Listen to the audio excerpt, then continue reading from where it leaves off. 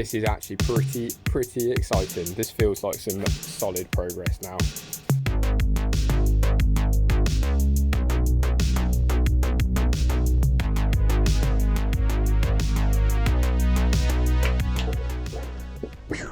What's going on, guys? Back again for another video, yet another one. Last episode, obviously, I'm sure you watched it. We got the old engine out of the Yaris. This episode, after some more failures with the drive shafts, which we'll look at next episode, all going on, we're going to be looking at mocking up the 2ZZ in the bay, and we've got to get the rest of the loom just pulled back so it's out the way so we can do that mock up. So without further ado, let's crack on, getting the loom pulled out, getting the engine mocked up in there. Going to be some cutting, going to be some welding, give the old fabrication. It's going to be a good episode, hopefully. So, let go.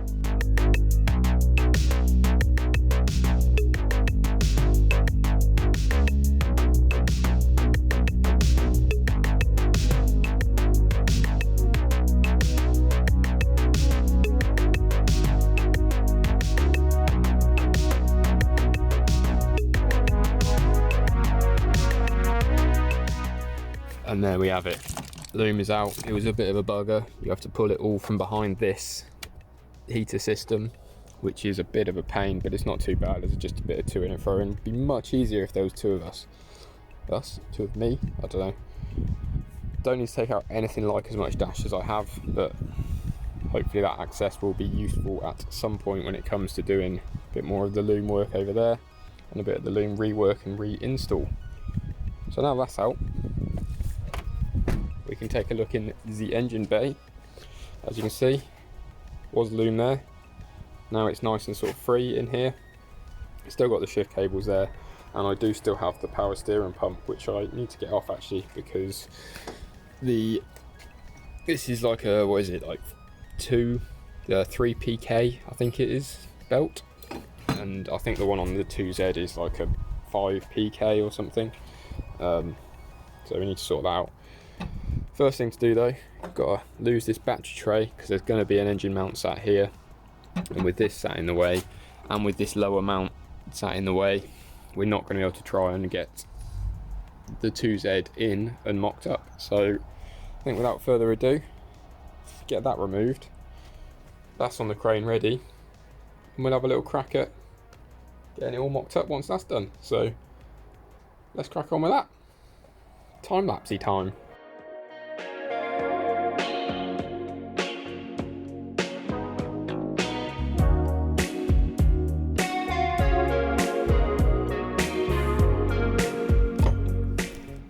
There we go, that was pretty easy actually. So I've got a load of holes which I'm going to have to just plug up. There's going to have to be some holes drilled here anyway, because we're going to have to put some captive nuts in to take the engine mount, which actually sits about here, and I think here. Need to double check, but there's going to be some captive nuts, so we've got some welding to do in this area anyway, and I'll probably put some reinforcing sort of plate over that, although the chassis rails are nice and thick, which is good for welding. Took a bit of surface rusty crap off here, but all in all, not too bad. And I just used a step drill to take out the spot welds. So that was not too bad. The next step, I think, is literally going to be just adjusting the engine mount for this side. So I'm going to try and use the Yaris, half of the Yaris mount and half of the Celica mount. So the engine mount, the bolts to the engine from the Celica, and the Yaris mount, the bolts to the chassis, and we'll see if that works, who knows. And then it will just be a case of angling the engine in on that so that the gearbox sits down here, and just working out, like I say, I think I've mentioned, that is the end profile-ish traced round of the 5-speed box, and the casings are actually pretty much exactly the same, so the chances are I just need to go a little bit bigger than that and just chop that out and then weld some plate in over the top. But I'll just double check that before we start hacking the chassis up, because I don't want to have to refabricate any more chassis than I have to. So let's have a look at how we got to modify the engine mount, and then have a look at getting the engine in here. Exciting, exciting times. This is the engine mount from the Celica, and this is the other half of said engine mount from the Celica. This here and those two holes there bolt into the chassis, and then that bolt on the top there that bolts down through picks up on that mount, and that's how this side mounts to the car.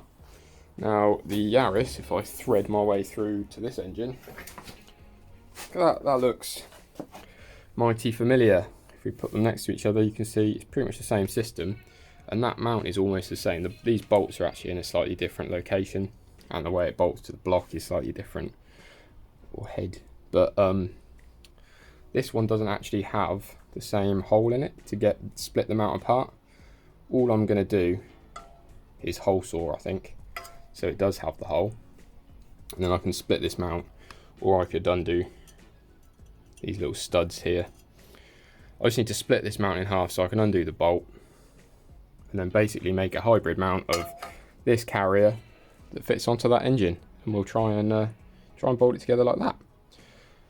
So let's get this apart, get it on that engine, and then we'll be in a position, I think, hope, to try the first test fit of the engine in the car, which is going to be wild. Let's crack on.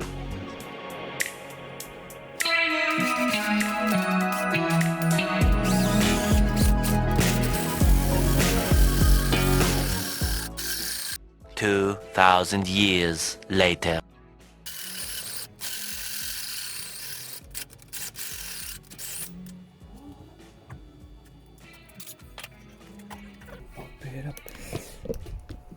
There we go.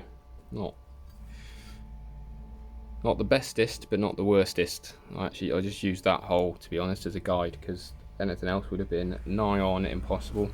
Just tidy that up with a bit of a file once we've slid it out, and job will be a good one. Bet that's quite warm. There we have it. That is 1x Yaris mount / Celica / hybrid / 2ZZ mount, and hopefully I will spray this up, probably, he says, probably not, before I put it in the car. It will want it, because that's all.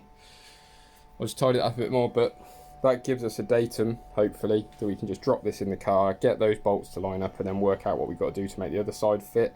Off the back of that, we'll be able to calculate drive shaft lengths, which we can then get sorted, hopefully next week. And then mechanically, if I find a working engine, not this completely wrecked one, we'll be in a position to have the car mechanically sorted, and it will just be wiring, which is going to be the biggest concern, but we'll cross that bridge when we come to it. For now, let's have a crack at getting this in there. This and that are not going to mate for toffee, but let's see what happens. So we've got this far, and obviously because I'm a complete moron, the engine mount, which you can't see down the back, but the rear engine mount from the Yaris is kind of rounded, and I always knew that I was going to have to take it off from underneath, and obviously forgot. And the engine mount's still, the rear engine mount is still on this block as well. So at the moment that's all clashing and I can't get it in. But look at that. It's definitely going to fit, and it kind of goes in and out actually not too bad. So hopefully all I've got to do is just twizzle it back out again. I'm going to drop that section of exhaust off of the Yaris, sort out those two engine mounts, and then we'll have another little go at getting it in there. Hopefully we'll actually be able to get this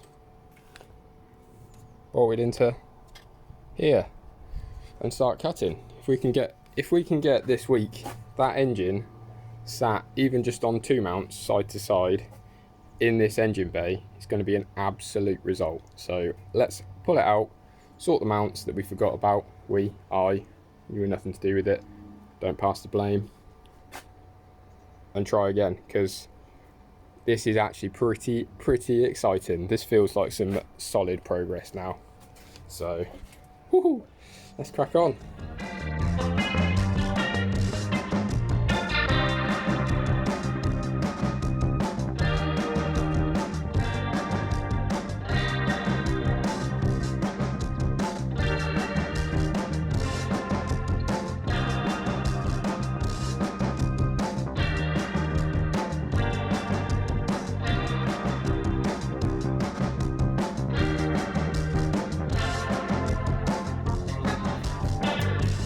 So now we start to get an idea of what is and isn't going to work. So the exhaust manifold, who knows? It's not a million miles out, and obviously the engines are nowhere near currently. It's going to be potentially, I think, close enough that that should be okay. That engine mount 100% will work, and it should keep everything quite in line. You see, it's obviously the engine's a bit on the squiff at the moment in here, but that will be nice. So we shouldn't have to touch this side at all. However, the diff definitely hits the subframe there, that's accentuated by the fact that the engine is properly tilted that way at the moment because of the chassis rail fouling. So what we need to do is cut a decent chunk out of that chassis rail, I think. Probably a bit more, you know, because of the way it is, we're going to have to cut slightly further along and down so that we can then try and sort of jack the engine up and in. But I think we're probably not going to get away without also just having to cut a bit of a relief into the subframe there, which again, not the end of the world.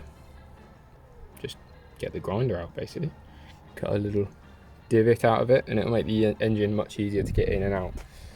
But yeah, that's the next task.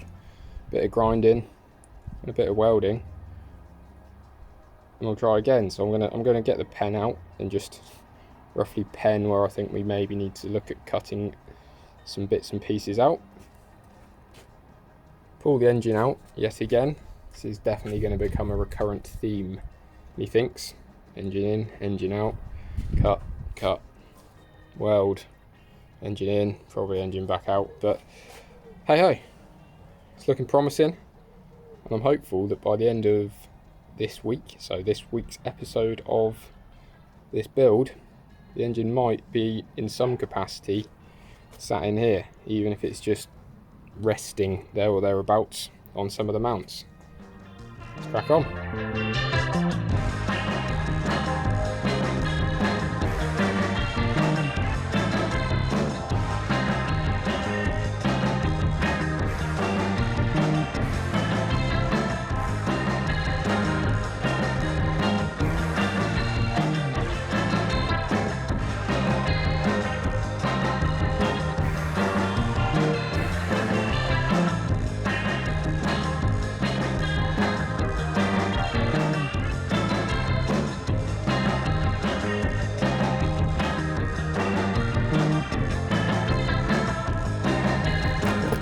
So, first big hole cut. As you can see, not the neatest, but by the time we've fabbed some bits in there, it's going to look good. That is going to have to go all the way through, but I want to minimise how much it goes all the way through. And I don't think we need to cut out quite such a large chunk all the way through. Hopefully we'll just have to cut out sort of a bit kind of like that here, and then we can just fab in up against that all the way along, and it'll be dreamy. So I think it's time to put the engine in yet again and see how she fits. So I'll do that. You don't need to watch me do that because you've seen me do it probably twice by now. So let's jack the engine up, have a look how it fits, and then I'm going to eat myself some sushi or something sick to reward myself. So I'll fit it up. Just need to take this off a wee bit more and just open this out, because I think there's a bit of a clash here. I might just nibble a bit of this away. Otherwise we're looking pretty good. And then I just need to take a wee little smidge off of the outside here, but not too much, which is nice.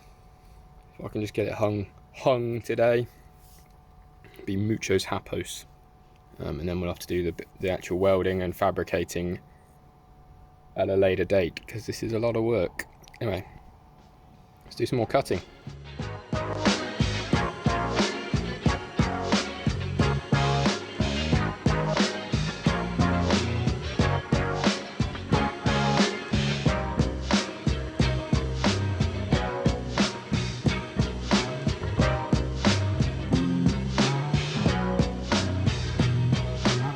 Third time's the charm, right? Maybe. Hopefully. We'll see. Well, when I said third time lucky, what I actually meant was about 7th time lucky. But, would you look at that? It's in there. So, the only issue I have now is that this is the gearbox side engine mount, which affixes like so, with those 3 bolts. And if I just grab this, this is the bolt, the chassis side, sorry. And that goes in there, or I mean it doesn't technically, but as you can see, that's the hole there, and that's where the mount wants to be sat. So for the time being at least, I can't use that. I would like to have the engine so I can just whack it in and out and leave it in the car now. So I've got this old bit of half box, which I think will hopefully do the job. I'm just going to weld really quickly, cut and fab up just a temporary mount that bolts to the gearbox. So I'll transfer this whole pattern and width onto here. It's going to need a little bit of fettling just to get it to work, because at the moment it's slightly too narrow. So yeah, it's going to be temporary, just to get the engine sat in the car without the crane, and I can leave it sat in there now and I'll feel super happy because I've achieved lots today and enough to make a video for this week. So let's get fabby.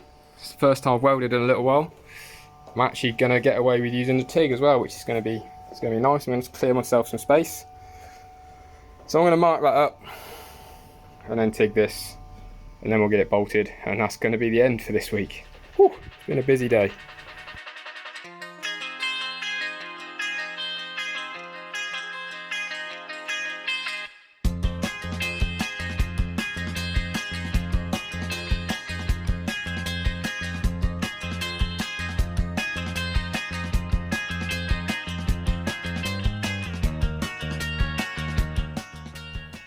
So my phone ran out of memory about halfway through doing that, which was a bit of a bummer, not gonna lie.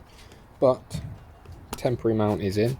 Obviously it ended up taking me like an hour and a half, but it's actually not too bad. This is pretty ghetto, as you can see.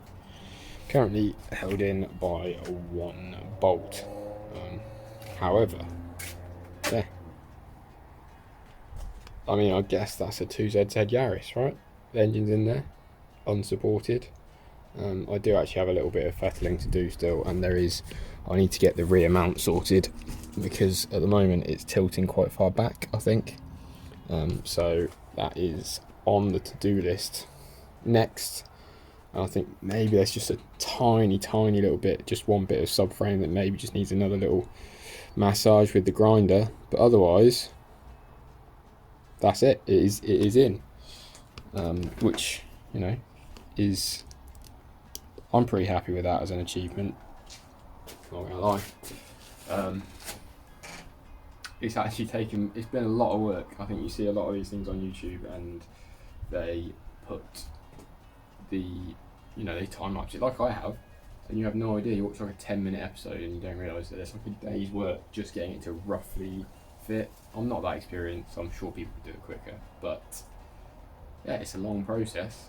Probably got another day to make it fit properly, and probably got a day making drive shafts, so I've got to get the day done making it fit properly before I can get the measurements. I could probably get the measurements now for the drive shafts, hopefully, but we'll have a look at drive shafts hopefully in the next episode. But that's it for this week now. Hope you enjoyed it. Give us a like, give us a subscribe, because this is hard work and it really helps keep the motivation going. I think anyone who's done this probably knows that the motivation lapses from time to time. But until next week, have a good one, look after yourselves, and yeah, see you then.